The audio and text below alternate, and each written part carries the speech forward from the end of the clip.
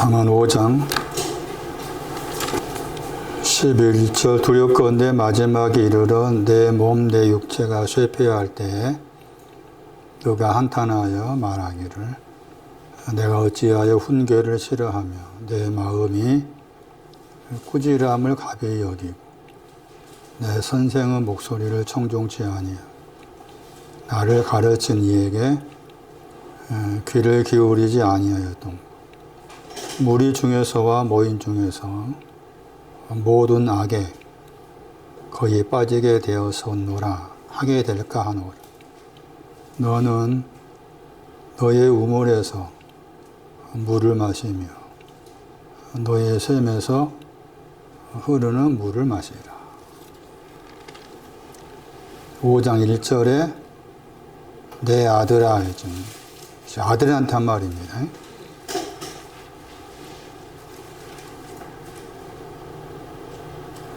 솔로몬이 이름이 평화였잖아요. 평화를 건축할 자. 내 아들아, 평화를 건축할 자야. 물론 이제 겉으로는 넣어보시지만 영적으로 말하면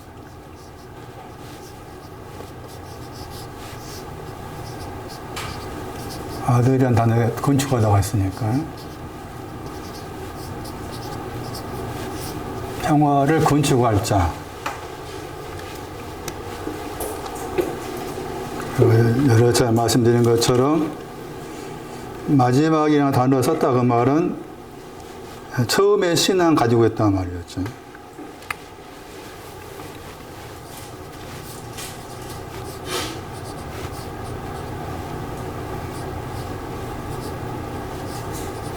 처음과 나중 할 때 그 단어를 하겠죠.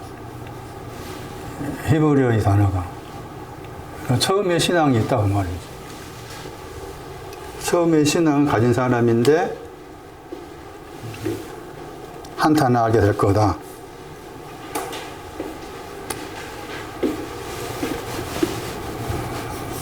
다시 반복해서 이렇게 써요. 흰놈. 지금 거기 5장 11절 보시면은 한탄하다가 나함이야.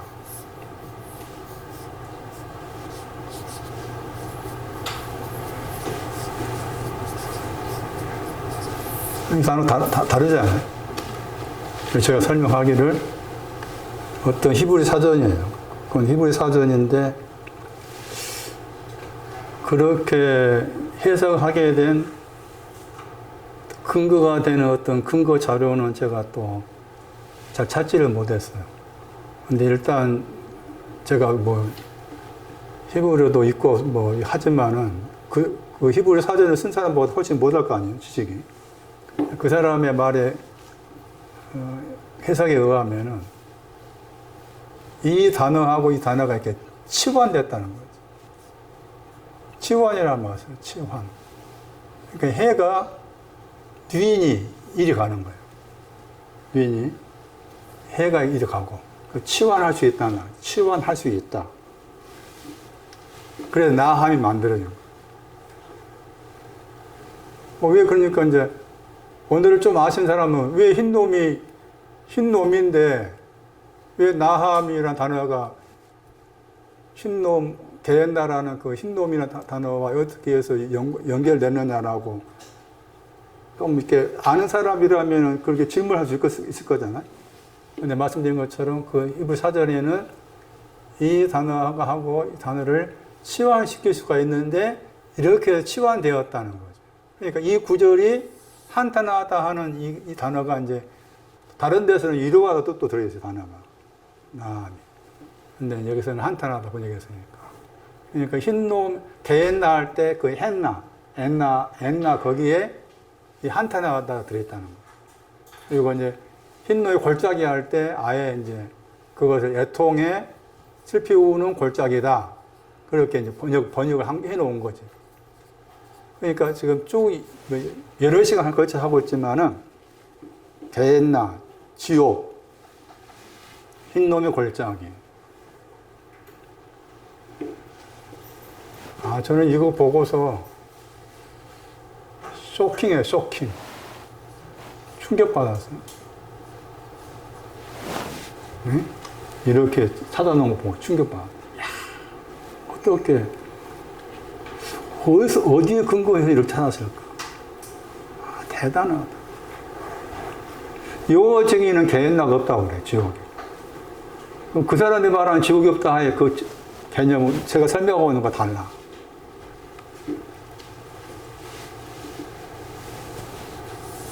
통의 골짜기, 평화를 건축할 자에게 한탄하다. 그 마지막의 신앙이 뭘까? 여기에도 평화가 있어. 이 구절이 마지막의 신앙은 말. 시편 37편.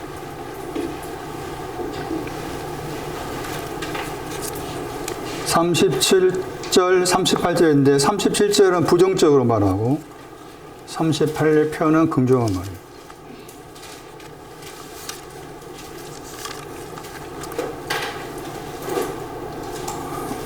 37절이 긍정이고 38절이 부정이네. 37절 보면은 완전한 사람을 살피라. 너는 살피라 말, 지키라 말.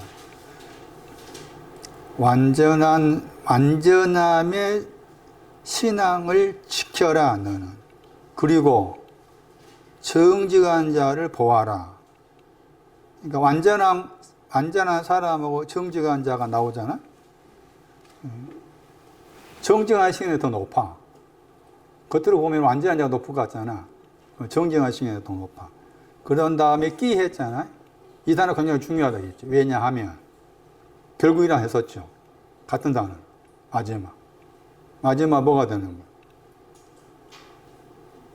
평화, 샬롬의 사람. 그러니까 마지막에 신앙이 오려면은 완전한 신앙, 정직한 신앙 같이 이게 포함되어 있어야 돼. 완전한 것하고 정직한 것이 다 포함된 게 거기 평화라. 그러니까 평화니까 이제 요한부 20장 생각하면은 먼저 평화한 다음에 다시 평화했잖아. 그러니까 두 번째 평화인 거지. 평화도 두 가지를 할 수 있으니까. 평화. 38절은 범죄자들은 멸망한다. 함께 멸망한다. 그러면서 악인이란 말 나오죠. 악인의 결국 같은 단어죠. 마지막. 악인의 마지막이 있고, 완전한 신앙 더하기 정직한 신앙을 가진 사람의 마지막이 있다는 거죠. 근데 지금 여기 이제 잠언 5장 11절 생각하면은 마지막에 이르라 할 때 이르라 말 안이란 말이에요. 마지막 안에서. 그러니까 시편 37편 37절 38절에 참고해야 되는데 37절의 마지막에 오려면은 사실 38절을 통해 거쳐서 와야 돼. 그러니까 38절도 시편 37편 38절도 무시할 수 없는 게 악인의 마지막이 먼저야. 신앙적 순서로. 악인의 마지막을 거쳐서 평화의 사람의 마지막이 되는 거죠. 여기서 범죄자하고 악인이 서로 관련해 나와 있잖아요. 범죄자들, 악인 해가지고 범죄자들하고 악인. 이 범죄자들이 이사야서 말씀의 주제잖아. 그래서 마지막과 관계해서 평화의 사람 되는 것이 마지막의 신앙이다. 근데 그 마지막 안에 있을 때 돌아보니 지금 평화를 건축해야 될 너는 그 마지막에 사람이 아직 안 돼 있다는 거잖아요. 그 이유가 이제 훈계를 미워하다. 꾸지람, 책망을 마음에서 가벼이 여겼다. 해가지고 책망을 번역할 때 이제 꾸지람,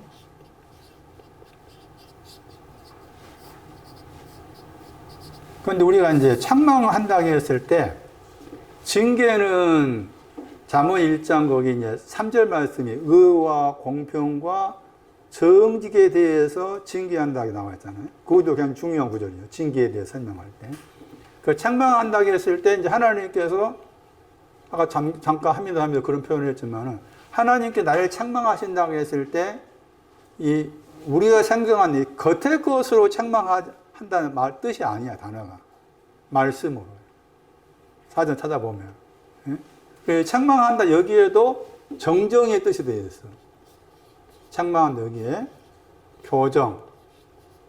징계도 교정, 정정이 있다고 했잖아요. 여기에도 교정, 정정이 있어. 영어로 이 단어 써. correction. 이게 이제 정정, 교정이란 말인데, 히브리 사전에는 상징적으로 말씀에 의해서. 말씀으로. 그러니까 하나님의 책망을 듣는다 그 말은 우리가 지금 말씀 공부하면서 하나님께서 말씀으로 나를 책망하신 걸 내가 책망하는 걸 들어야 돼. 예? 말씀으로 나를 계속, 왜 하나님께서 말씀으로 나를 이렇게 그런 경우가 있을 거라. 경험해야 되겠지, 당연히.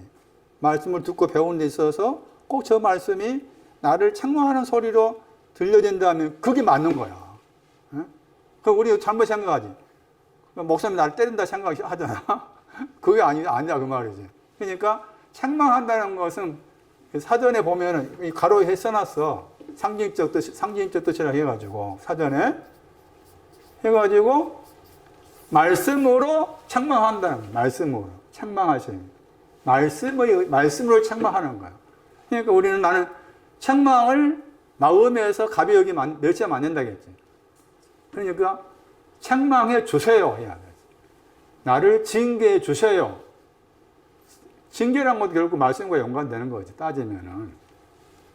그렇게 접근해야 된다. 그러니까 말씀을 내가 듣고 배움을 통해서 그 말씀들이 나를 책망하시고 나를 징계하신다. 그런데 여기에서는 책망한다 단어에도 징계하는 단어에도 내가 잘못 알고 있는 거 있으니까 그것을 정정하는 역할, 교정해 주시고, 저는 이 단어 굉장히 좋아해요. 개인적으로. 정정해 주시고, 교정은. 내가 지금 뭔가 하나님에 대해서 말씀에 대해서 잘못 알고 있는 거 있다면 그 교정이 돼야 되잖아. 정정이 돼야 되잖아. 그런데 그게 의외로 많다고, 내 속에. 잘못 알고 있는 거, 하나님에 대해서 말씀에 잘못 알고 의외로 많아. 저쪽 사람도 많잖아. 그런데 계속 가는 거야. 잘못 알고 있는 거 계속 쭉 가는 거야. 왜 그럴까? 책망해 주세요가 없는 거지. 나를 징계해 주세요가 빠져있어. 그러니까 하나님께서 책망해 주고 싶고 징계해 주고 싶어도 그게 받아들일 마음 자세가 안 돼 있는데 하겠어. 한다 할지라도 못 받아들이는 거죠. 마음에서 못 받아들여.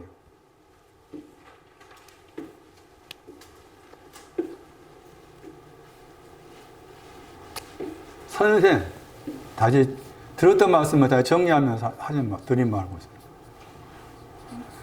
히브리어는 모레라게. 이 모레가 늦은 비, 이른 비 할 때 이른 비의 뜻도 들어있어요. 이것도 기억하셔야 돼요. 선생한다고 했을 때 선생이라는 단어가 이른 비를 좀 모레라고 해요. 선생. 이른 비. 선생은 훈계, 징계와 연관되어 있어요. 요엘서 2장 23절에 이른 비. 이른 비라는 단어가 모래가 있고 또 다른 단어가 있어요.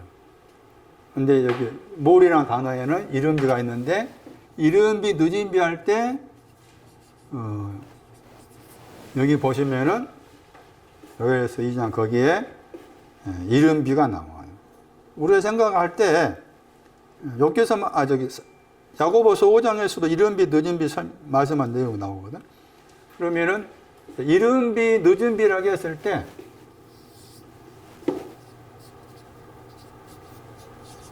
이게 더 높아. 이른 비가. 늦은 비가 더 낮아. 순서로 따지면. 그것도 기억하셔야 돼.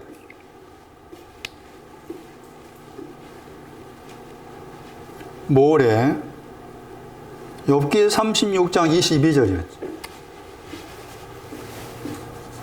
거기 가봐야 돼. 선생의 신앙이, 선생이 하나님이시라. 근데 그 내용이 나와. 욥기 36장. 집에 가서 여러분 찾아보라 하면은 찾을 시간이 없죠. 그러니까 이런 기회에 찾아보면서 표시할 필요가 있어요. 욥기 36장 22.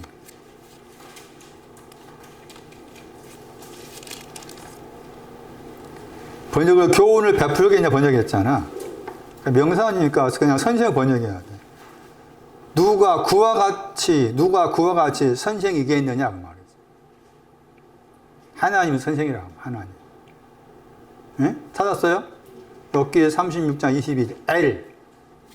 엘은 단수라. 창세기 1장 1절 엘로힘 했잖아. 그건 복수야. 그러니까 하나님도 단수로 쓸 때 하나님이 있고 복수형을 쓸 때 하나님이 있는데 여기서 단수로서 하나님이 보라 어떤 하나님이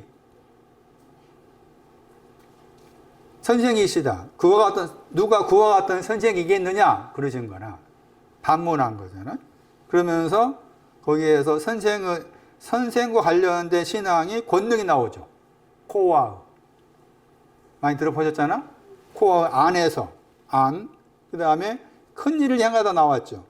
샤가브 5장 11절 구원을 말. 그러니까 선생은 하나님이신데 뭘 가지고 있는가 하면은 코와하고 구원이야. 이게 코와하고 구원이 같은 거야 따지면. 이걸 말해. 그러니까 이것은 이제 선생을 무시했다 그 말이고 지금. 그런데 이 선생이 이제 하나님이라겠죠. 근데 여기 가면은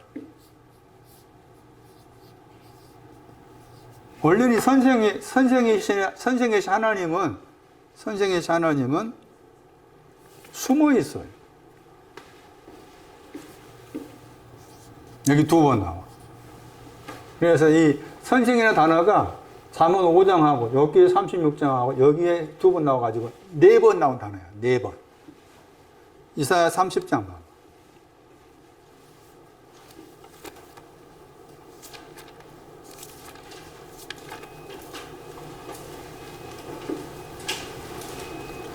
(30장) 20절에 너희들이 있고 그 다음에 너가 있어.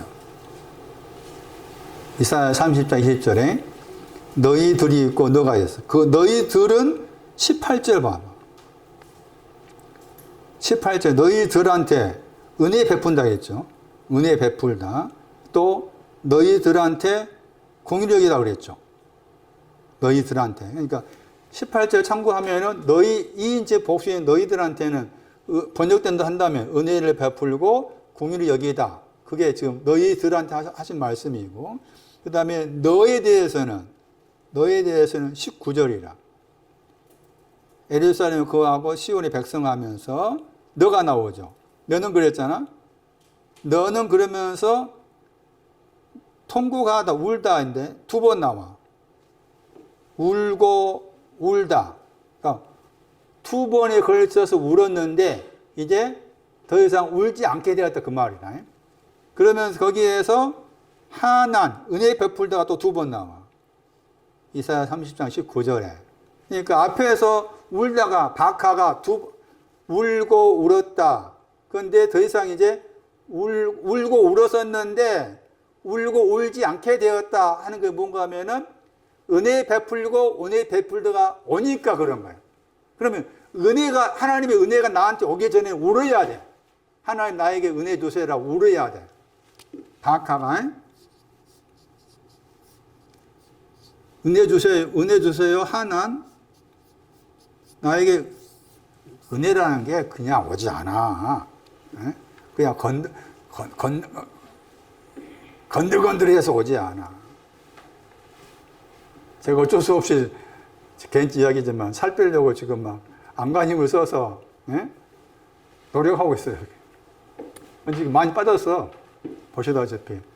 처음에는 이렇게 돼서 81kg. 올라가면은 신성에 남긴 것이 많아. 버리냐 아까워. 다 먹었어. 그리고 집에 여기 오면 또 라면 먹고 그러다 보니까 야금야금 해가 이거 한 거야. 지금 빠져가지고 어제 재보니까 68.2가 됐어. 근데 이게 쉽게 안 빠지더라고. 해보셨지만. 해보시면 알겠지만. 쉽게 안 빠져.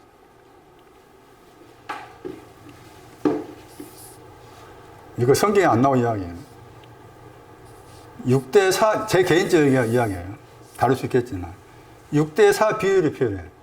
4는 운동, 6은 식이요법. 운동도 제가 여기 앞에 등록해가지고, 헬스 등록해가지고, 1월달부터 6월달까지 다녔는데, 나름대로 열심히 나겠는데, 안 빠져요. 올라가. 지금은 땀 흘려. 아파트 5층까지 5번씩 가거든, 왔다가. 여긴 가면 6번 가. 땀이 흘려. 그거 보면서, 야, 운동하는 것도 슬렁슬렁 하니까 안 빠지는 거야. 땀이 흘려. 말씀도 맞아. 땀 흘리는 만큼 수고를 해야 돼. 응? 그냥 흘렁을 한번 듣고 그냥 흘렁으로 또 다음 주에 오니까 또 그렇게는 안 돼. 응? 땀 흘리는 수고가 필요해. 씨름하고 생각하고. 근데 운동보다 이해가 더 중요해. 그래서 저는 양배추 지금 먹는 게 양배추, 양파, 과일 조금 먹고 그러면 그러면서 저울이 필요하다. 저울이 일주일에 한 번씩 먹였던 거 가지고 꼭 저울이 올라가. 그게 이제 일주일 동안 내가 노력한 것에 대한 결과물이요. 마찬가지. 말씀에 대해서 내가 나름대로 씨름하고 하는 그것도 말씀이란 그 저울에 나 달아봐야 돼. 에? 엉뚱한 걸 갖지 마. 여기 봐. 울었잖아요? 우는 이유가 이거예요. 이거 2번 나왔지. 여기 2번 나와, 이거 2번 나온 거야. 그 왜 2번 썼냐, 그 말이지. 에? 그래서 울었어. 이 사람한테 선생이 보여. 그래, 그 다음 선생이란 말 나오지. 에? 20절에. 너가 이제 부르짖을 때 너한테 응답하겠다 하고 19절 말씀하고서 20절에 너의 선생 나오죠. 너의 선생은 숨기지 않았다 했죠. 응? 그러니까 그 말은 반대 생각하면 선생이 하나님 뭐 숨어 있다 그 말이지. 이 단어로 와라. 선생이 하나님은 숨어 있는데 울고 울면서 나에게 은혜 주세요. 은혜 준다. 은혜 주세요. 은혜 주세요. 2번 나오잖아. 은혜 주세요. 은혜 주세요 한다. 그 은혜 베풀 달라는 게 뭐예요? 뭐예요? 선생 주세요. 그 말이잖아. 에? 선생님 주세요. 선생이신 하나님 주세요. 코하고 주세요. 구원 주세요. 그거잖아.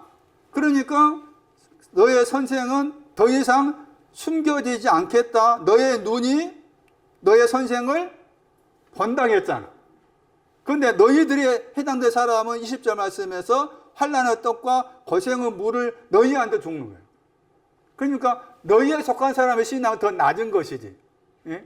너의 단수형의 너의 신앙은 더 높은 것이고. 그러니까 선생의 신앙은 숨겨져 있는 거야. 숨겨져 있다. 숨겨져 있는데 그 숨겨져 있지 않게 하기 위해서 은혜 주세요 한 것이 숨겨지지 않게 하기 위한 내용의 은혜 주세요라는 거잖아. 은혜라는 게 이런 내용이 이게 은혜야. 예? 저쪽에서 말하는 은혜 뭐 받았다 하는 그 은혜가 아니요. 내 감정이 좀 뭐 혹한 것이지 속인 것이지 은혜 받다 하는 게 선생이 숨겨져 있지 않기 위한 거예요.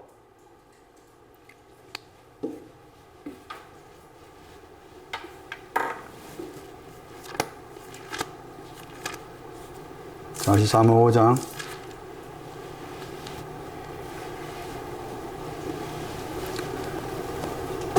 가르친 자, 잠언 30장 3절에 지혜였고, 이사야 1장 17절은 선을 행하다였습니다. 아예 그렇게 두 구절은 기억할 필요가 있습니다. 가르치는 자. 귀를 기울이지 아니하였던 거 했잖아. 그리고 이제 그게 이제 14절 말씀에서 이제 한탄과 관계해서 모든 악에 빠진다 했고, 그러면서 이제 한탄을 했잖아, 이제. 한탄을 한 다음에 한탄만 계속 하고 있으면 뭐 어떻게 할 거라. 어? 한탄을 했잖아. 한탄 한 다음에 이제 변화가 생겨야지. 한탄을 한 다음에 변화가 생겨야 돼. 그 변화가 뭔가 하면은 거기 15절이야. 너의 우물, 너의 셈이야. 저게 한탄하고 난 다음에 계속해서 이렇게 한탄할 것이 아니구나. 내가 이 한탄하는 여기에서 골짜기가 메워지는 신앙을 얻기 위해서 뭔가 내가 좀 변화를 줘야 되는구나. 그렇게 이제 바꿔졌다 볼 수 있는 거지. 그래서 거기에서 지금 뭐가 나오는가 하면은 너의 우물이 먼저 나오고 너의 셈이 나오죠. 자, 우물이 나오고 셈이 나오고. 다 너 겁니다. 너라겠죠. 그러니까 한탄하고 난 다음에 변화가 생겼다. 제대로 한탄했으니까 변화가 생겼다. 그 변화는 이제 우물이 나오고 셈. 이 우물하고 셈이 한탄하는 가운데서 변화된 어떤 내용인 거지. 한탄한 가운데서 변화가 된 내용이 우물이다.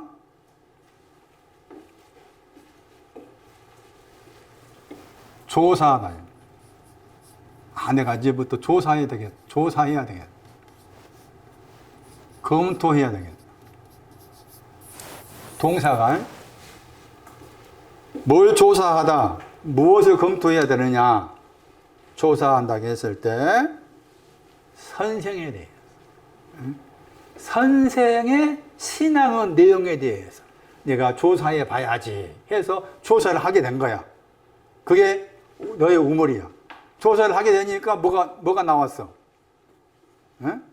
물이 나왔잖아? 조사하니까 조사한 결과 물이 나왔어. 그래, 그 물을 마셨지?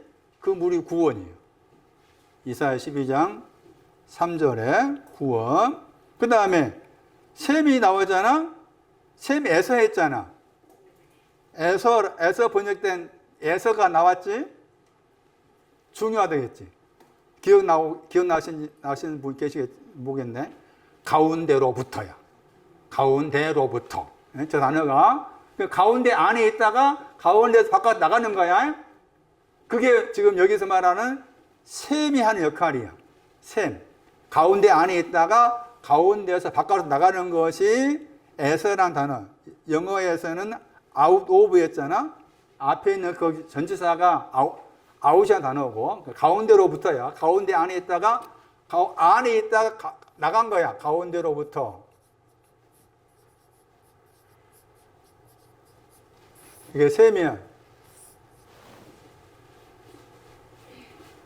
저 셈은 이제 가르침에 대한 거예요. 가르침에 대해서. 셈.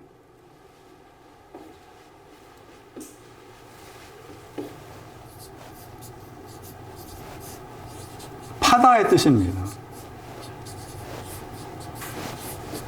셈이라는 단어는 파다, 셈을 파다할 때 파다의 뜻인데, 그 단어를 다르게 생각하면 깊이 연구하다. 가르치는 것에 대해서 깊이 연구하게 되었다. 신명기 17장 8절, 셈의 동사, 우물의 동사, 전도서 9장 1절. 그 구절도 중요해요. 왜냐하면 셈, 우물 그러면 그냥 막연하 우리가 우물, 셈을 생각하기 쉬워요. 그런데 그렇지 않아. 동사로 생각해야 되니까.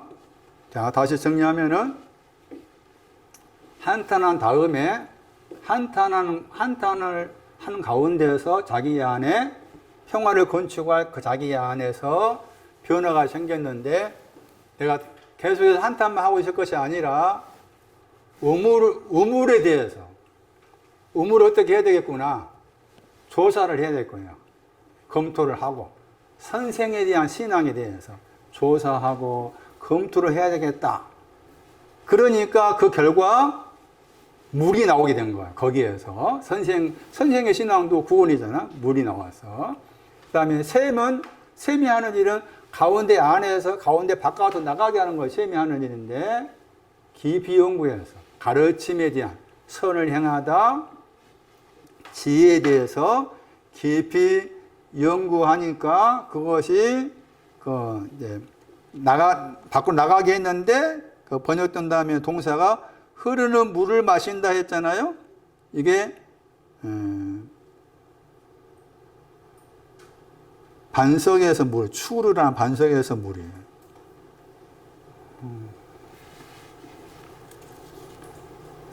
이사야 48장 21절. 흐르는 물이 뭐냐?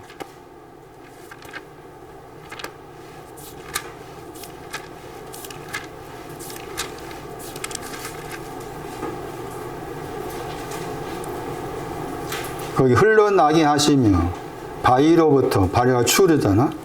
또 물이 나오죠. 당연히 물이 구원이잖아.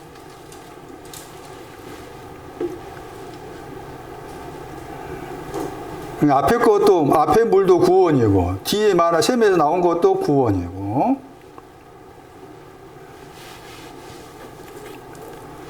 자, 이제 디모데후서 3장 가가지고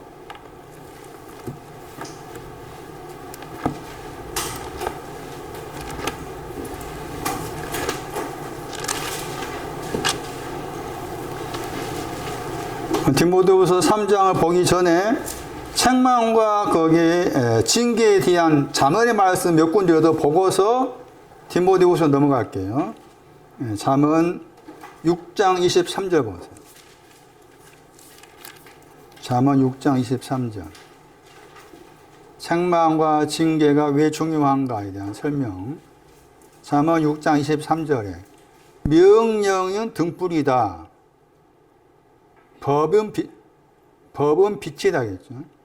이 구절도 중요해요. 율법이 뭐냐를 설명할 수 있는 구절이 돼요. 율법은 빛을 말해요. 우리가 율법 그러면 이게 부정적으로 생각하잖아. 결코 부정적인 것이 아니에요. 그리고 나서 책망이 나오죠. 훈계가 이제 징계. 해가지고 우리 번역된 거 보시면은 훈계의 책망은 뭐라고 그랬어요? 생명의 길입니다. 반드시 훈계와 책망을 통해서 생명의 길로 갑니다. 훈계와 책망을 통해서. 그러니까 반드시 훈계와 책망이 있어야 한다는 거지. 훈계와 책망을 통해서 생명의 길로 간다. 그러면 생명이라고 했을 때 잠언 말씀에서 이제 솔로몬 해석하는 가운데서 생명을 했을 때 이 생명은 음부와 반대되는 개념으로 말합니다. 그게 잠언 15장 24절이에요. 잠언 15장 24절. 아래에는 음부가 있다고 했고 위도에는 생명이 있다고 했죠. 거기에 또 생명의 길이라고 표현했잖아요.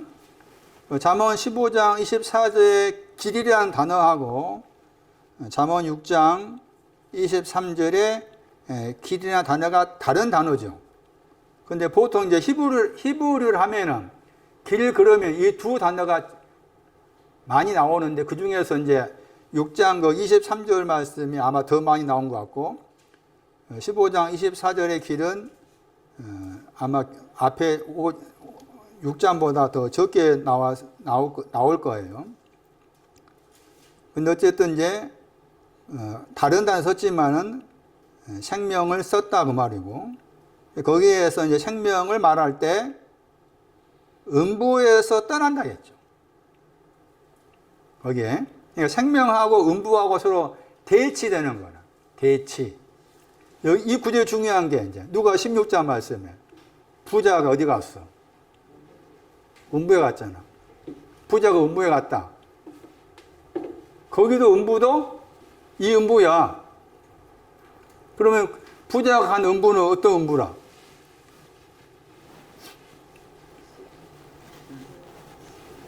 다시 아브라함의 품에 나오잖아요. 누가 16장에 나사로는 거짓 나사로는 아브라함의 품에 갔죠. 부자는 음부에 갔잖아요. 그리고 나사로가 간 아브라함의 품이 뭐가 되냐? 예? 생명의 길이요. 생명의 길, 아브라함의 품이. 예? 부자가 간 곳은 음부라게, 거기 음부라 썼잖아. 아래에 있으니까 부자는 생명의 길이 없다 그 말이에요. 부자는 생명의 길이 없어. 누가 16장을 제가 나중에 다시 해석할 기회가 있을 텐데, 지금 이제 이 개인날 끝난 다음에 음부에 대한 설명을 할 필요가 있어요. 왜냐하면 음부에 대해서 잘못하고 있으니까. 음부에 대해서 잘못하고. 그 누가 16장도 다 죽어서 간다고 생각해. 그 말이 아니에요. 응? 한번 말씀 봐봐. 음부를 설명할 때 아주 막 기가 막히게 설명해 놨어. 응? 죽어서 가는 곳이 아니야, 음부가. 그럼 모상 그거 죽었다고 했는데, 그 말은 죽었다, 그 말은 우리가 하는 죽었다가 아니야. 에?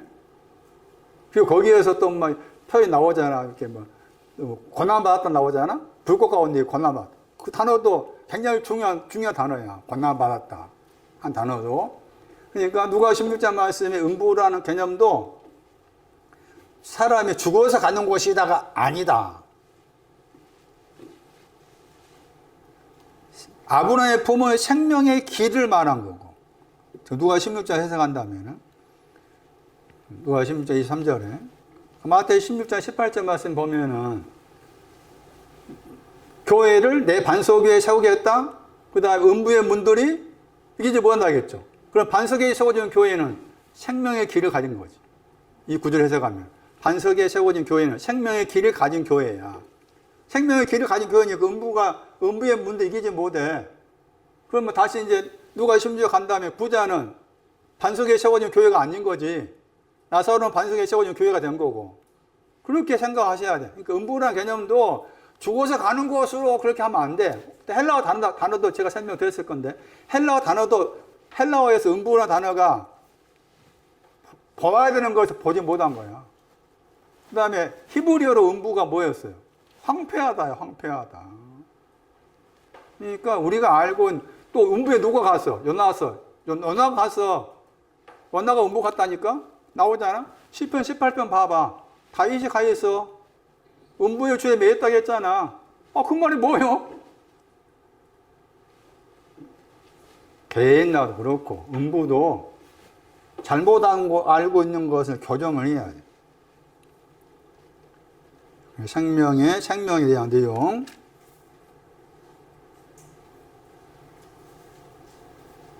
(4장 11절) 잠언.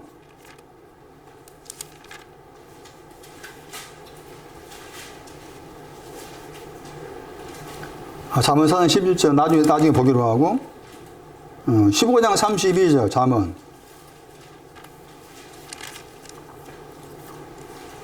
징계와 책망은 생명의 길로 가게 한다.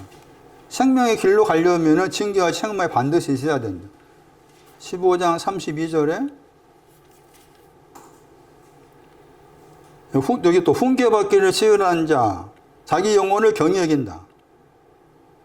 꾸지람 책망을 달게 받는 자는 마음을 얻는다. 이런 표현 나왔어요. 계시록 3장 보세요.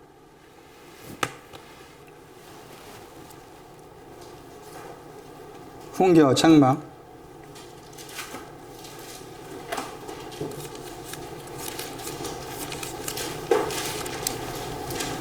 (3장 19절에) 번역된 대로 한다면은 내가 필레오 입맞추다. 내가 입맞추는 사람들을 만약이란 말이죠. 만약에 내가 입맞추는 사람들이 있으면은 내가 뭐 한다고 했어요? 책망하고 징계한다고 했잖아. 그러니까 주께서 하나님이 책망하셔 징계의 대상은 주님이 입맞출 수 있는 사람한테 하는 거야. 주님께서 입맞추는 필레오 하는 사람에게 책망하고 징계하는 거라. 그러니까 책망하신 것은 19절 말씀에 뭐 하라고? 열심히 내라고. 책망은 열심히 내와 연관돼. 징계하신 것은 뭐 하라고? 회개와 관계돼. 카이 때문에 표시도 해놔야 돼. 책망한 다음에 카이가 있잖아. 그리고가 있잖아요. 그 다음에 열심내라 다음에 그리고가 있지. 그러므로 다음에 그리고가 있잖아. 그래, 저 단어가 책망한 것은 열심을 내라고 책망한 것이고, 징계한 것은 나중에 깨달으라고, 회개하라고 하신 거다. 그래서 이제 이 구절도 주께서 입맞추는 사람을 향해서 책망하시고 징계하시는 것이지, 입맞춤이 없는 사람은 책망할 필요도 없고 징계할 필요도 없다는 것이니까 얼마나 책망을 받고 징계받는 거 얼마나 귀한 거냐 그 말이죠. 그러면 구체적으로 주께서 입맞추는 사람이 누구냐는 거지. 그래서 번역할 때 무릇 그랬잖아. 호수스. 저게 이제 변형된 거야, 변형. 그래서 쭉 찾아가 보니까 저기에 이제 주께서 입맞추는 사람, 책망하시고 징계하시는 대상이 구체적으로 어떤 사람이냐 하는 것이 저 단어가, 호수스나 단어가 가르쳐 주고 있는데, 찾아보니까 저기에 해당된 사람이 나와.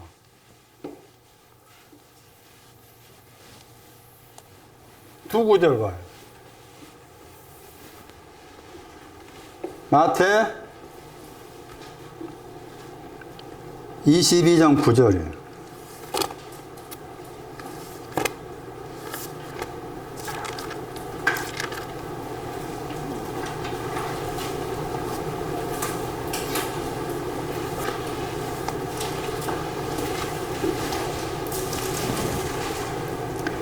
마태 22장 9절 보시면은 사람을 번역된 단어가죠. 사람을 했잖아? 그때 마태 22장 9절에 사람을 번역된 그 단어가 호수스.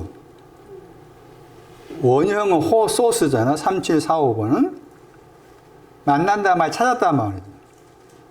혼인잔치에 청하였다 했잖아. 혼인잔치에 초청받은 사람. 혼인잔치에 초청받은 사람이 책망과 징계를 들을 수 있는 대상이다. 다른 한 구절은 사도행전 2장이다. 거기도 다 이 호수수가 나와. 사도행전 2장 39절 말씀. 얼마 번역된 단어죠. 얼마. 사도행전 2장 39절에 얼마 번역된 단어가 호수수죠. 읽으면 호수수야. 얼마 번역된 단어인데 그 내용이 멀리 있다 말이야. 멀리 있는 사람. 멀리 있는 사람. 그럼 멀리 있는 사람이라고 했을 때 멀리 있는 사람의 모델이 둘째 아들이지. 둘째 아들 누가 15장 20절에 돌아오는데 멀다 했죠. 아직도 상가가 멀다 했잖아. 그러니까 멀리 있다 했을 때 멀리 있는 모델 가운데 한 사람이 둘째 아들이다. 둘째 아들 같은 사람이에요. 그 사람한테 책망하시고 징계하신다. 둘째 아들에게 필레오하시고 입맞추고 책망하고 징계하신다. 혼인잔치에 책망받은 사람을 향한테 입맞추시고 책망하시고 징계하신다. 아주 말씀들이 구체적으로 드러나 있는 거예요. 다시 돌아오셔가지고 디모데후서 3장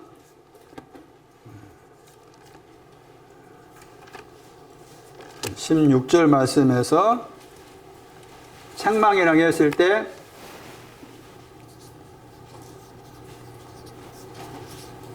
첫 번째는 마태 18장 말씀을 말하면은 죄를 범하다였죠. 마태 18장 14절인가 말씀에 죄를 범한 것이 책망이었고, 그 다음에 요한복음이죠. 요한복음 3장 20절 말씀에 의하면은 앞에 말씀을 참고했을 때 빛보다 흑암을 사랑하는 것 때문에 징계하시죠. 책망하시죠. 책망. 계시록 16장 8절은 세상을 책망하신다 했죠. 세상을. 그 세상이 어떤 세상이냐? 의, 죄, 정죄에 가지고 있는 세상이었어요. 성령이 오셔서 제일 먼저 한 일은 책망하는 일을 하신다. 성령이 오셨다고 했을 때 책망하시는 일을 하신다. 요한복음 16장 8절. 이제 디도서 1장 9절하고 13절.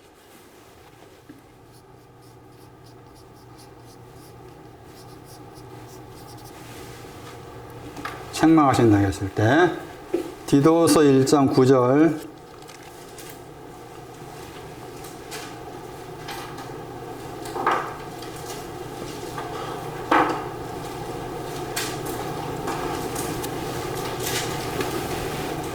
미쁘 말씀의 가르침, 미쁘다.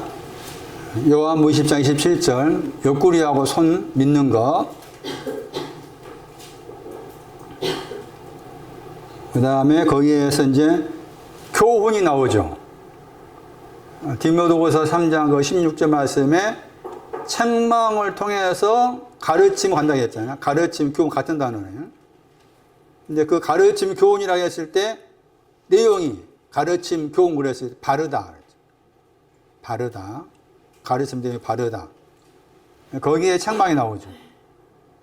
그러니까 바른 교훈에 대해서 반대로 말한다. 요한복음 20장 27절에 믿음에 대한 말씀에 대해서 반대로 말한다 했을 때 그걸 책망한다. 책망한다. 그리고 13절에서 책망한다. 꾸짖어라. 책망해라. 엄하게 책망해라. 엄하게 책망을 해야만이 결과적으로 믿음 안에서 온전하게 되다. 앞에 거기 1장 9절에 바르다 같은 단어입니다. 휴기아이노. 1장 13절에 같은 단어입니다. 이 단어의 상징적 뜻이 썩지 않다. 썩지 않다. 가르침이 참되어서 썩지 않게 되다. 그런 뜻이에요. 저 단어가. 그러니까 13절 말씀에서 꾸짖음의 대상이 앞에 말씀에 그레데인들이라. 그레데인들을 향해서 꾸짖어라. 항상 거짓말하고 악한 짐승이고 배만 위하는 게으름장이다. 꾸짖어라. 꾸짖어야만이 결과적으로 믿음 안에 있는 믿음 안에서 온전히 되어진다. 그렇게 책망의 내용. 에베소 5장.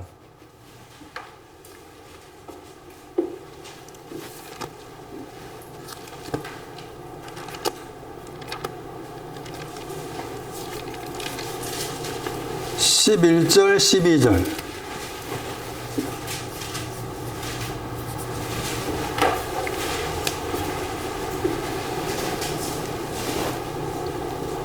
흑암에 열매가 없는 흑암이죠. 흑암은 열매가 없다. 열매의 일이 없다. 흑암은 6시하고 9시를 하겠죠.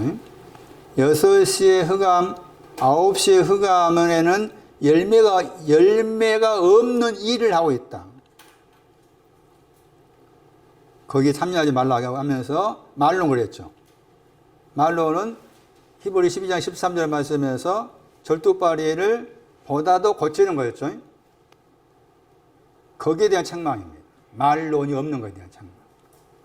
말론이 없는 것에 대한 책망. 5장 12절 말씀에 그렇게 하니까 그 책망, 5장 13절 책망이 나오죠. 책망받는 모든 것이 빛으로 나타난다 했죠. 책망을 받아야만이 그 책망을 통해서 빛으로 간다 그 말이지. 책망을 통해서 빛으로 간다. 그래서 5장 11절하고 13절.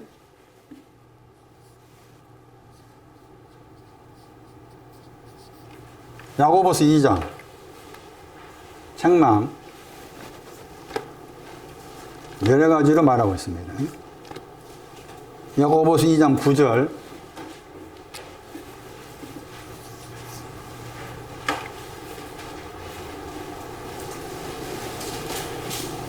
정하다 단어가 책망하다입니다.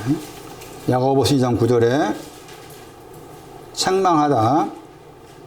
그 다음에 그 책망한다고 했을 때 범죄자와 같다고 했죠. 범죄자와 같다. 범죄자에 대한 책망입니다. 범죄자를 향해서 책망하다.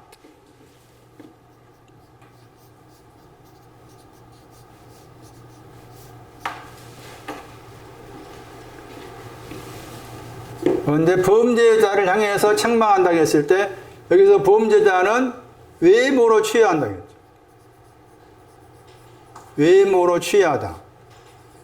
외모로 취하는 것이 범죄자다. 외모로 취하는 것에 대해서 책망하다. 외모로 취하는 것에 대해서 외모로 사람을 취하다. 이 단어가 이게 무슨 말일까? 우리 식으로 읽으면은 외모로 취하니까 그냥 겉으로 봤을 때 예를 들면 여러분이 저의 얼굴 보고서 오늘은 목사님이 약간 우울하시네. 또 반대로 제가 여러분 쳐다봤을 때 왜 저렇게 기쁘지 이렇게 얼굴의 어떤 표정 보고서 이렇게 판단한다. 그렇게 생각이 쉽지 않아? 그건 사실 이게 물론 얼굴에 뜻이 들어있어. 얼굴. 외모가 얼굴이야.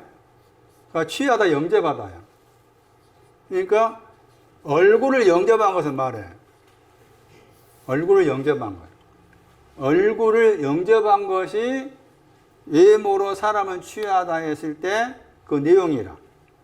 근데 그게 이제 외모로 사람을 취하다 하는 단어가 여기에서는 2장 9절은 동사고, 그 다음에 야고보 2장 1절은 명사라. 야고보서 2장 1절에 사람을 외모로 취하다 나와 있죠? 거기 명사예요. 그러니까 명사나 동사나 같은 내용이지. 근데 2장 1절에 의하면은 얼굴을 영접하다고 했을 때 그 내용이 2장 2절에 왜냐하면 그랬잖아. 거기에서 아름답다, 빛나다 말입니다. 빛난 옷을 입고서 금가락지 끼었다고 했고, 그 다음에 더러운 옷을 입은 가난한 사람 나오죠. 여기에 있으니까 더러운 옷 입었다, 가난한 사람, 금가락지 낀 사람, 이것이 지금 사람의 얼굴을 취하는 것 관련해서 나와 있어. 사람 얼굴을 취하는 관계에서. 그 너희들 하지 말라 한 것인데, 그런데 이제 말씀에 의하면은, 3절에 의하면은, 아름다운 옷을 입은 사람한테 여기 좋은 자리, 칼로스, 선한 곳에 앉으시오. 가난한 사람, 더러운 옷 입은 사람이잖아. 가난한 사람한테는 나의 발등상이란 말은 발 아래란 말이야. 발 아래란 휘포가 아래란 말이 거기 발등상 거기에 들어있어. 휘포가 2번인 거지. 나의 발 아래에 앉으라. 그렇게 한 거라. 그래서 2장 4절에서 구별했다고 했잖아. 구별한 거예요.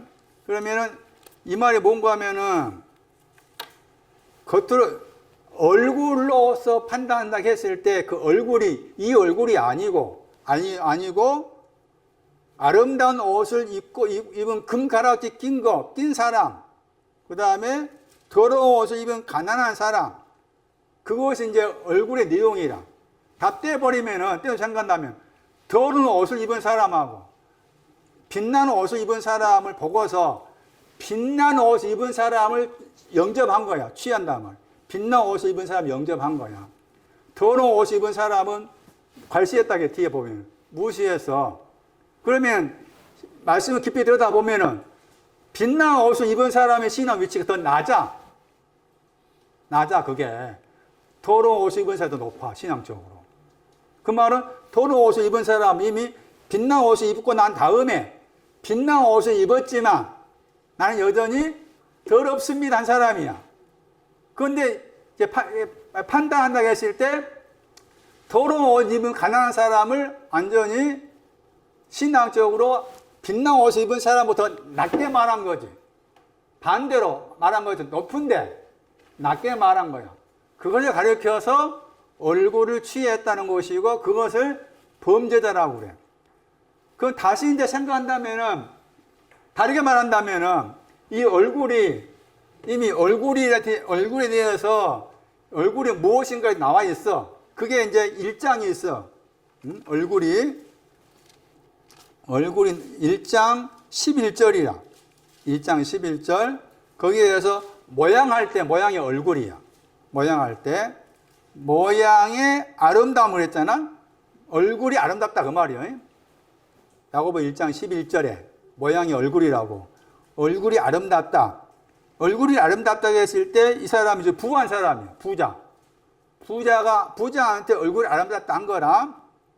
근데 그 얼굴이 아름답다고 했을 때 아름다운 그 얼굴이 풀의 꽃이야. 아름다운 얼굴이 풀의 꽃을 말해. 이 풀의 꽃이라고 했을 때 이 말씀 배경이 이사야 40장이라 이사야 40장 6절 이하를 참고하면은 여기에서 꽃이 헤세드 인자를 말해. 처음의 인자를 말해. 처음의 인자의 신앙. 그래서 말씀을 생각한다면은 지금 처음의 인자의 신앙을 가진 내용을 가리켜서 얼굴이라고 그러고 그 다음에 거기 1장 10절 말씀에서 낮아짐 쪽에 있는 거예요. 낮아짐. 그러니까 인자의 신앙을 가진 사람으로서 낮아져 있다는 거지. 낮아져 있는 것을 영접을 했어. 그 말은 낮아짐이 필요하지만 이 낮아짐은 같은 구절 말씀 올라가기 위해서지. 올라가기 위해서. 그런데 올라가는 거 생각하지 않고 낮아짐 쪽에만 있는 거야. 그래서 이것을 영접한 것을 지금 외모로 취했다 하는 거야. 외모로 취했다. 그런데 이 단어가 중요한 게 이 단어가 아담한테 썼어. 하와한테 썼어. 가로 유다한테 썼어. 단어가. 예? 그러면 아담한테 하와한테 이 단어를 썼다 그 말은 야고보 2장 9절에 의하면 얼굴을 영접했다고 했잖아. 얼굴을 영접한 것이 범죄한 거다. 그 사람을 책망해라. 말한 것처럼 더러운 옷을 입은 가난한 자의 신앙 위치가 더 높은데도 불구하고 그것을 알아채지 못하고 빛나는 옷을 입은 사람 금가락지 했잖아. 금이 베드로서 1장이라 단련에서 나온 금인데 그게 멸망이야. 누가 15장에 가락지 나오잖아. 손에 가락지는 금이 없는 거예요. 금은 또 멸망이지. 누가 15장에 가락지는 멸망이 없는 가락지를 말해. 그러니까 이 금 가락지하고 누가 15장 20절에 가락지하고 연결해서 생각할 필요가 있어. 금 가락지는 불순물 없애는 신앙이 금이야. 그런데도 멸망을 해. 그런데 그걸 내세운 거지. 나 봐라. 예? 불순물 없앴어. 불순물 없앴다 하지요. 거기 썩당했잖아. 그런데 썩는 걸 생각하지 못한 거지. 그 표현이라 그 말이고. 그러니까 그런데도 불구하고 그 빛나는 옷을 입은 사람을 더 높게 생각했다 그 말이잖아요. 그러면은 이제 예물로 취한 것이 관계에 말한 거였고. 그럼 이제 아담하고 하와한테 이 단어가 썼다 그 말이에요. 아담과 하와 선악과 따먹었잖아. 그 선악과 따먹은 뭐냐 그 말이죠. 그래서 이게 지금 야고보 해석이고 여기 이제 하와하고 아담한테 단어 썼다 그 말은 여기 바울이 쓴 거야. 그러니까 바울이 선악과를 따먹은 거 바울이 해석하는 것이 뭔가 하면 선악과 따먹은 것이 범죄한 거다 한 것이지. 범죄한 거다. 그러니까 선악과 따먹었단 말을 야고보 이제 생각한다면 선악과 따먹은 것은 뭐가 되는 거예요? 사람을 외모로 취하는 거. 사람을 외모로 취하는 것도 선악과 따먹 같은 거예요. 같은 개념이라. 나중에 한번 선악과 생명나무를 쭉 다시 설명할 필요가 있겠습니다만 1차적으로 범죄자는 저 용어가 아담, 하와, 유다와 마찬가지. 유다한테 단어가 사용되었기 때문에 대략적으로 알아볼 필요가 있어요. 아, 선악과를 왜 그 성경에 선악과를 둬야 했느냐? 왜 선악과 만들어 놓고 따먹지 말라고 했느냐? 등등 막 여러 가지 시비가 있지만은 선악과란 자체가 외모로 취하지 말아라. 빛나는 옷을 입은 사람을 더 높다고 생각하고 더러운 옷 입은 사람을, 가난한 사람 무시하고, 그걸 하지 말아라. 그런 개념으로 해석이 가능한 것이고, 그런 다시 나와가지고, 야고보서 2장, 여기 이제, 그 다음 구절 말씀에는, 같은 단어가 썼어. 2장 11절에 범한 자가 됐잖아.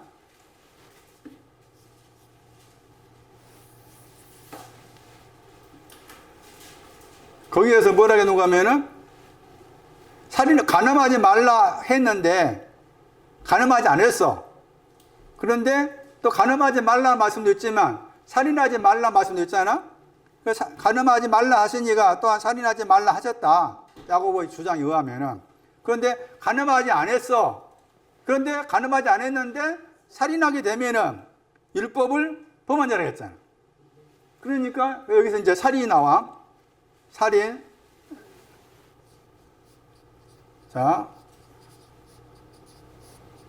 여기서 범죄자는 얼굴을 영접한 사람이야. 얼굴 영접한 거. 살인한다 같은 단어 썼잖아. 먼저 여기 썼지. 2장 9절에 먼저 썼잖아. 그러면은 얼굴을 영접한 것은 곧 살인하는 거. 응? 우리가 하는 살인이 아니고 얼굴 영접한 걸 곧 살인하는 거야.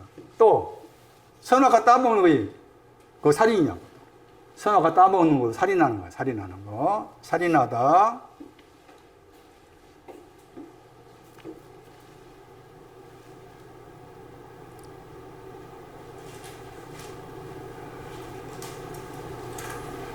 살인한다 하면은 살인하는 대상이 있을 거 아니야? 그죠?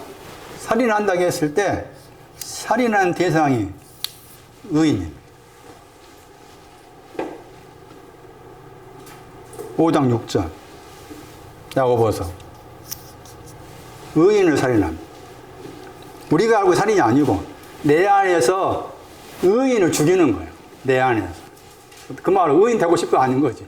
의인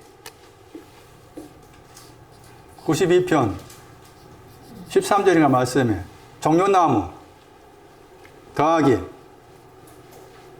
또 뭐였습니까? 백향목인가 나와 있잖아요. 의인을 죽이는 거 살인이에요. 그리고 살인한다는 단어가 히브리어로 방해하다, 찢어버리다, 부수다, 깨다 그런 뜻이 들어있어요. 참고로 살인한다고 했을 때 잠언에 의하면은 고아를 살인해요. 고아. 잠언 22장 13절 고아를 죽이면 안 되는데 고아를 죽여. 저 한 번 말했네. 시편 94편 6절 여기는 고아는 94편 6절이고 여기는 어디서 살인했냐가 나와. 잠언 22장 13절은 살인한다고 했을 때 어디 와가지고 살인했냐 어디서가 나와. 어디에서? 르호봇. 잠언 22장 13절에 르호봇. 들어보셨잖아? 르호봇의 신앙은 열매 있는 신앙이에요. 르호봇이 오니까 창세기 26장의 말씀에 다투다가 다 안 하자는 자. 예. 여기서 살인해. 그러니까 르호봇을 죽이는 거야. 살인은 그런 개념이라.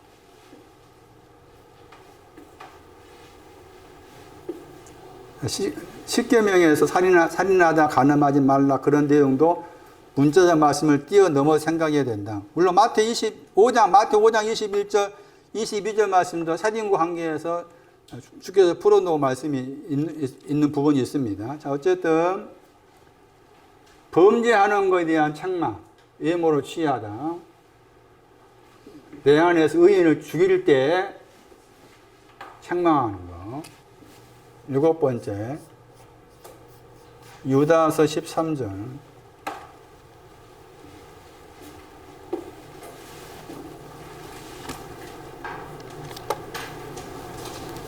아, 15절, 유다서 15절.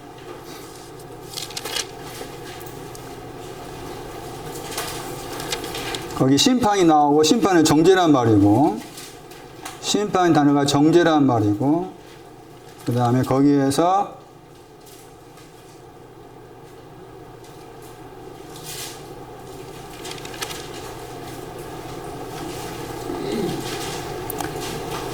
정죄한다 나오죠. 책망하다. 유다서 1장 15절 책망하다. 경건치 않는 자에 대해서.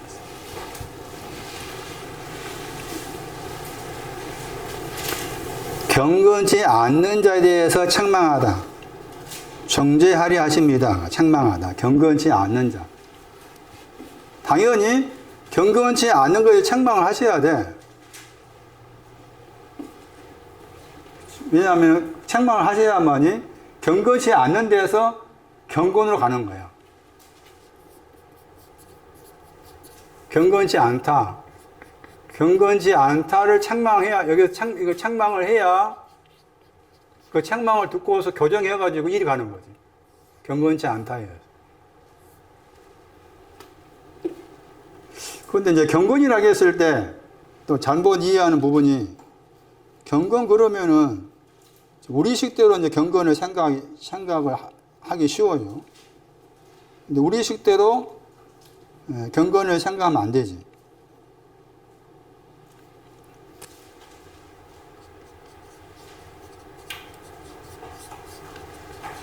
김전 4장 7절. 경건이 뭐냐?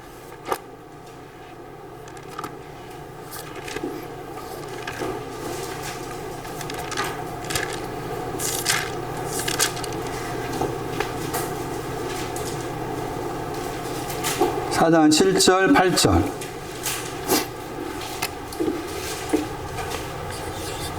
원리 단어가 잘했다, 유.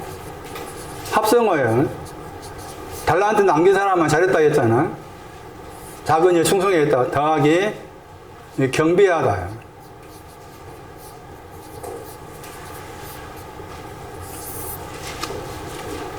잘했다 더하기 경배하다 합성어가 경건이라는 단어의 뜻이에요.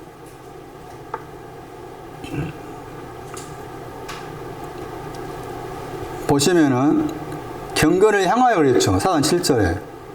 프루스 했잖아요. 프루스. 그러니까 이 경건도 저 프루스과야. 경건의 신앙도 프루스과라. 그런데 거기에서 경건을 향하니까 프루스과인데 그 경건이 두 가지라. 연습해가지고 육체의 연습 그랬잖아. 7절에 연습하다가 나오고 8절에 연습했잖아요. 그것에서 약간을 향한다 했죠. 약간을 향해서 4장 8절에. 그러니까 경건은 약간을 향한 것이 경건이 있고 그 말이에요. 그 다음에 모든 것을 향한 경건이 있고. 그랬을 때 지금 프로서 생각한다면은 책망, 징계 다 그쪽과 더 경건에 속한 거지. 작은 경건에 속한 거지. 그러니까 모든 것에 속한 경건은 가르침과 똑바로 세워지는 거지. 똑바로 세워지는 거. 그래서 경건이라고 했을 때도 이 딤전 4장 7절 8절을 통해 가지고 경건을 해도 두 가지가 있다. 두 가지 내용을 설명하고 있구나. 그것도 우리가 선지식으로 알 필요가 있어요. 그러니까 우리가 생각한 경건이 아니라 그 말이에요. 제 말은. 잘했다에다가 하나님을 경배한다 할 때 이 단어의 합성어니까 우리가 생각한 경건은 뭐 어떻게 표현해야 될까요? 엄숙하고 먼저 경건을 그러면 엄숙함이 있어야 되고 뭐 조심스러움 어떤 자세, 태도잖아. 그렇게 생각하기 쉽잖아. 경건한 어떤 자세, 태도를 생각하기 쉬운데 그런 개념이 아니고 프로스에 대한 개념이에요. 이 단어가 굉장히 중요하잖아요. 항상 내가 아침에 일어나자마자 나는 저분을 향한다고 하잖아요. 당신이 향해 있으니.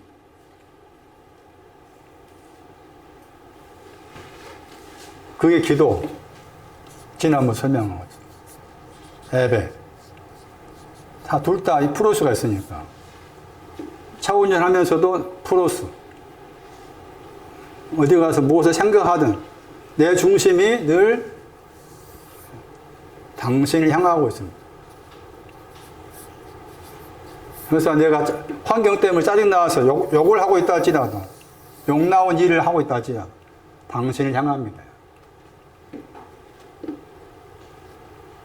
항상 이 사실이 필요해요. 당신을 향합니다. 하나님이 향해 간다, 아버지께 간다, 다 풀어줍니다.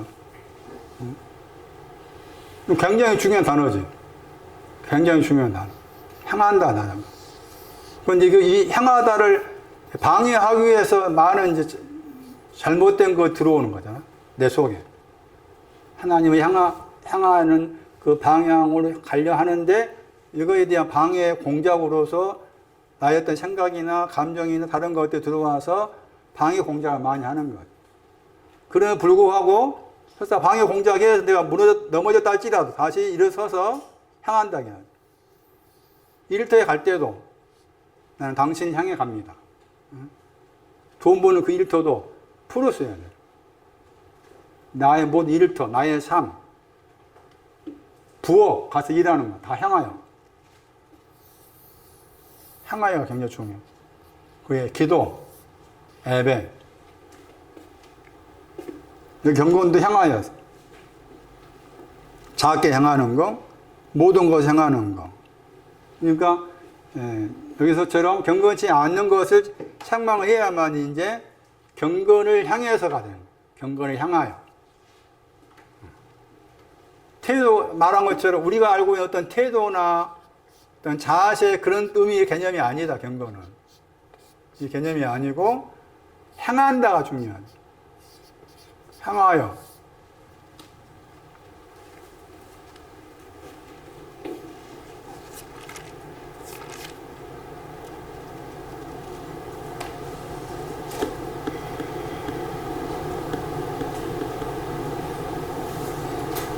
자, 한 군데 보고 마칠까요? 네, 거기 징계, 교육에 대한 말씀에서 아까 전에 교훈했을 때는 디도서 1장 9절을 참고하셔야 돼. 교훈, 바르다, 바른 교훈. 디도서 1장 9절, 딤전 1장 10절.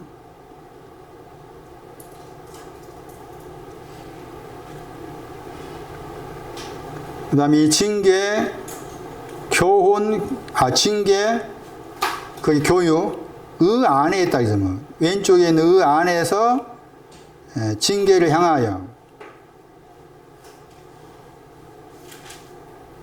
그래서 찾아보니까, 이 교육 받은 사람 가운데 모세도 저 징계가 있었어.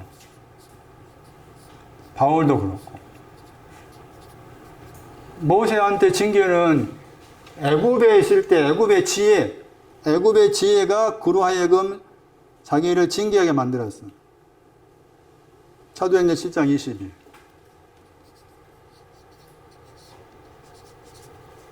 바울에 대해서는 22장 3절 사도행전. 모세나 바울도 다 징계를 받는 사람이네. 그런데 징계를 하게 했을 때 이 단어가 이제 파이데이아, 읽으면 파이데이아를 읽어요. 재미있는 게 이 파이데이아라는 이 징계라는 단어가, 징계, 교육, 번역된 단어가 이 파이스에서 왔어요. 이게 굉장히 중요해요. 그러니까 이 파이스라는 저 단어하고 징계라는 단어가 서로 관련되어 있다는 거죠. 원어로 따지면. 그러면 파이스라고 했을 때, 이 파이스를 번역할 때 주로 종 번역해. 종. 그러니까 이런 경우에 이제. 그래서 이런 것도 알 필요가 있어. 마태 8장 보시면. 마태 8장 6절에.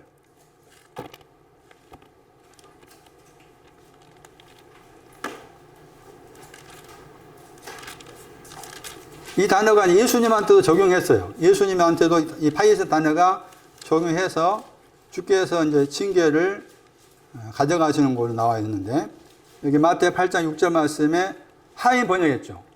종. 저게 징계라는 단어와 관련되어 있어요. 그러니까 헬라어 찾아가 보면은 이 징계, 교육이라는 저 단어가 이 파이스와 관련된 얘기가 나와 있습니다. 그러니까 여기서 나의 하인은 나의 종이, 즉 백부장의 종이잖아. 백부장의 종은 징계받았다 그 말이지. 징계받은 게 뭐냐 그 말이죠. 그게 중풍병이에요. 백부장의 종이 징계받았다 했을 때 징계받은 내용이 중풍병. 그 중풍병이 뭐냐? 뭐가 중풍병이라고 했어요? 가까이 더하기 풀다 합성했죠. 파라 더하기 리오. 가까이 더하기 풀다 합성하라. 그게 히브리 12장 12절이었죠. 그게 중풍병이라. 그러니까 중풍병 그러면은 내용이 히브리서 12장 12절이라.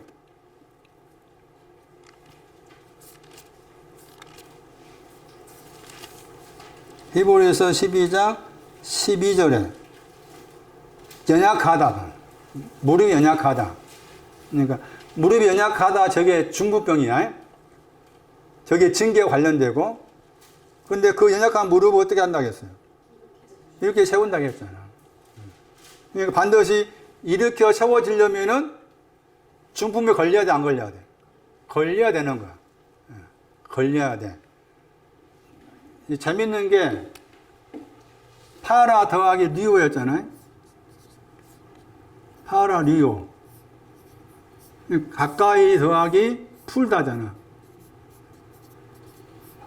푸는 것을 풀어 있는 것을 가까이 가지고 있어 그 말이지. 풀려 있는 걸 가까이 가지고 있어. 그런데도 아직 일으켜 세우지 않았다 그 말이지. 이렇게 세우지 않았어. 그런 뜻이라 파라리오. 그래서 이제 이것을 무릎과 관련해서 말했고 이게 이사야 35장 3절인가 말씀이잖아. 연약한 무릎, 손에 대한 말씀이 여기 연약한 무릎과 관련해서는 이사야 35장 3절이라는 말씀에 아마치가 나와. 아직 아마치가 없다 그 말이지. 아마치가 아직 없다. 풀려진 걸 가까이 가지고 있다 할지라도 아직 아마치가 없다. 그게 이사야 35장 3절이라는 말씀하고도 관련해서 말한다. 그래서 징계라는 저 단어가 종이라는 단어와 관련되어 있구나. 이 종 그러면은 징계를 받고 있다. 그런 개념으로 말을 하고 있다. 그런데 이제 예수님한테도 이 단어가 사용됐다 그 말이에요. 그 말은 예수님께서 종으로 오셨다 그 말은 예수님께서 나의 징계를 가져가신 것으로서 그렇게 설명했다. 그런 말씀을 할 수가 있는 거잖아요. 나중에 찾아드리기도 하고, 오늘 말씀 여기까지 하겠습니다. 그래서 책망에 대한 말씀을 쭉 했고, 여기까지 하고, 징계에 대한 말씀은 다음 주에 더 보충 설명하고, 그 다음에 다시 마가 9장 가가지고 벌레에 대한 말씀을 드릴 텐데, 벌레가 죽지 않는다고 했잖아요. 그래서 전에 대부분이 벌레가 죽지 않는 거에 개했나니까 얼마나 벌레가 죽지 않는 거에 개했나면 그 불이 얼마나 셀까 그렇게 이제 곡해를 하기 쉬운데 죽지 않았단 말이에요. 긍정이에요. 왜 죽지 않는 게 긍정인가를 다음 주에 벌레가 나와 있는 구절을 다 드러내가지고 살펴볼 텐데, 그러니까 내가 벌레임을 아는 것 축복이라 해요. 다윗이 뭐라고 했어? 나는 사람이 아니고. 야고보한테 지렁이 같은 단어야 벌레. 다윗도 나는 사람 아니고 벌레라고 했는데 거기에 어느 누가 거기에 반대하겠어 벌레. 게엔나에 있는 벌레가 뭐냐? 그러니까 내가 벌레임을 아는 것이 내가 지금 게엔나에 있다는 거죠. 내가 벌레임을 알아야만이 벌레임을 아는 것 자체가 내가 이제 게엔나 가운데 있습니다. 같은 개념이야. 벌레임을 모르면은 게엔나 가운데 있는 것인지 아닌 것인지 모를 수가 있는 거야. 그러니까 마가 9장이 필요하고 그것은 이사야 66장 봐야 돼. 이사야 66장 마지막 절 관련해서 나와 있으니까 그걸 참고해서 살펴봐야 되고 거기에 말씀한 것처럼 죽지 않았다는 말이 부정이 아니고 긍정이다. 그러니까 죽지 않는 것이 뭐냐 또 찾아야 돼. 다음 주에 그렇게 해볼게요. 오늘 여기까지 하겠습니다.